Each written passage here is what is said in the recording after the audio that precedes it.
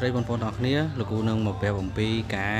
ចូលឈ្មោះដើម្បីចូលកម្មវិធីប្រឡងតាមអនឡាញនៅថ្ងៃទី13នេះបាទអញ្ចឹងបងប្អូនចូលកន្លែង Chip EdTech ហ្នឹងមកបាទបន្តមកយើងបើក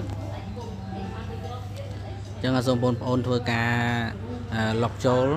បាទអញ្ចឹងពេលយើង log បានចូលកន្លែងប៉ុណ្ណឹងហើយបងប្អូនចូលទៅកន្លែង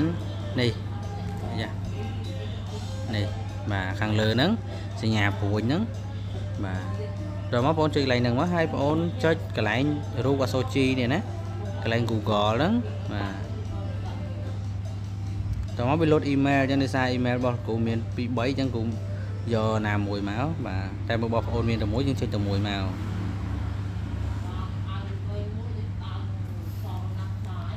ចឹងយើងចាំតិចមកបាទបន្តមកវាចាប់ឈ្មោះយើងជាភាសាអង់គ្លេសនៅក្នុង email ហ្នឹងអញ្ចឹងយើងលុបប៉ុណ្ណឹងចោលមកយើងដាក់ឈ្មោះយើងជាក់ស្ដែងនៅក្នុងសាលារបស់យើងណាអញ្ចឹងគ្រូដាក់ឈ្មោះរបស់គ្រូមកគ្រូបង្កើតសម្រាប់របស់គ្រូអញ្ចឹងកន្លែង page នេះបងប្អូនរើសមក page ស្រីឬក៏ page pro ដាក់តាមហ្នឹងមកនេះថ្ងៃខែឆ្នាំកំណើតបាទអញ្ចឹងបងប្អូនចុចកន្លែងនេះមកបាទកន្លែងហ្នឹងមកយើងជ្រើសរើសឆ្នាំអញ្ចឹងគ្រូជ្រើសរើសឆ្នាំរបស់លោកគ្រូមកអញ្ចឹងពេលនេះគឺបងអូនជ្រើសរើសខែបាទអញ្ចឹងបងអូនកើតខែណាយកខែហ្នឹងមកណាបាទប៉ុណ្ណឹងមកអូខេ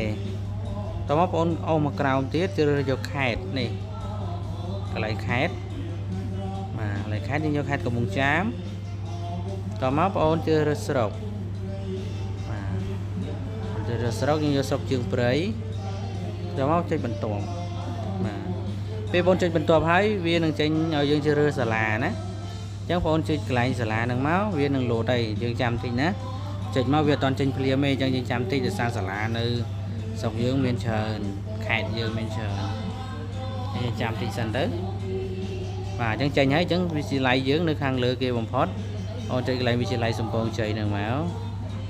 បាទបន្តមកបងជ្រើសរើស account នេះជ្រើសរើសនេះប្រភេទអីគេអញ្ចឹងបងជាសិស្សបងដាក់ជាសិស្សមកអញ្ចឹងលោកគ្រូជាគ្រូដាក់គ្រូណាតោះមកបងជ្រើសរើសកម្រិតសាលាកម្រិតថ្នាក់រៀនបាទអញ្ចឹងបងដាក់ទី9ដាក់ទី9មកអូថ្នាក់ទី8នេះអញ្ចឹងគ្រូដាក់ទី8អញ្ចឹងមកបាទតោះមកបងចូលកន្លែងជ្រើសរើសប្រភេទថ្នាក់ហ្នឹងគឺ8អីគេ 8A ដាក់ 8A មកកម្រិតជីវភាពគ្រួសារកម្រិតជីវភាពគ្រួសារបើយើងមាន